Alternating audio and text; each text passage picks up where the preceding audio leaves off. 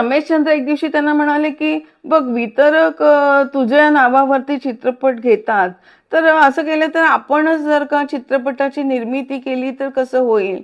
कारण निर्माता तुझ्या जीवावर पैसे कमवतात.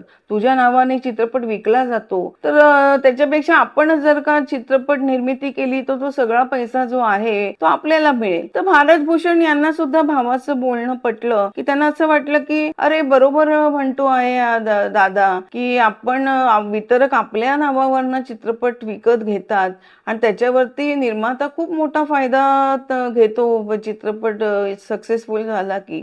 तर ते सगळे आणि आपल्याला काय फक्त एक जी ठरलेली रक्कम असते, मानधन असतं, मोबदला असतो, तो फक्त आपल्याला मिळतो. तर आपणच जर का निर्मिती केली तर आपल्याला जास्तीत जास्त लाभ होईल आणि हा विचार करून त्यांनी चित्रपट निर्मिती करण्याचा निर्णय घेतला आणि बरसात की रात आणि बसंत बहार हे 2 चित्रपट पहिल्यांदा सुरुवातीच्या काळामध्ये निर्माण केले. हे बरसात की रात आणि बसंत बहार हे दोन्ही चित्रपट खूप यशस्वी झाले बॉक्स ऑफिसवरती आणि त्याच्यामुळे असं झालं की जसं आहे ना की यश मिळू लागलं एखाद्या गोष्टीमध्ये किंवा एखाद्या व्यवसायामध्ये, तर तो व्यवसाय करण्याची जी इच्छा आहे ती अधिकाधिक माणसाची बळवते. हा मानसिकता आहे प्रत्येक माणसाची. त्याच्यामुळे त्यांना असं झालं भारतभूषणना की अरे खरोखर आपण निर्मिती केली आणि बघा आपल्याला खूप फायदा झाला आहे. दोन्ही चित्रपट बॉक्स ऑफिसवर चालले आणि आपल्याला फायदा झाला. त्याच्यामुळे मग आणखीन एक चित्रपट काही निर्माण करूया. दूज का चांद आणि आणखीन एका चित्रपटाची जी कथा पटकथा सुद्धा भारतभूषणनी लिहिली होती. कारण मी जसं म्हटलं की शिक्षण चांगलं त्यांचं झालं होतं आणि हुशार होते अभ्यासामध्ये सुद्धा आणि प्रतिभावान व्यक्ती होतं. तर त्या 1-2 चित्रपटांच्या कथा पटकथा पण त्यानेच लिहिल्या होत्या.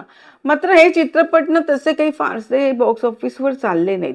त्याच्यातच रमेशचंद्रनी त्यांना एक दिवशी सांगितलं, की "अरे माझा मुलगा सुद्धा हिरो म्हणून यायला काय हरकत आहे.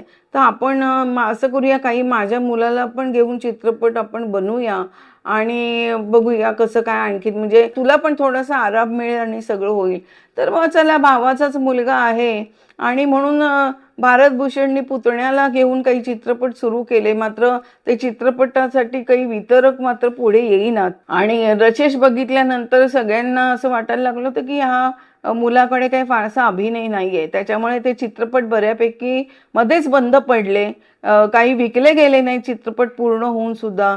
त्याच्यानंतर स्वतः भारतभूषणनी काही चित्रपट स्वतः अभिनय करून जे केले, निर्मिती ज्या चित्रपटांची केली, ते चित्रपट सुद्धा एकापाठोपाठ एक असे सगळे फ्लॉप झाले.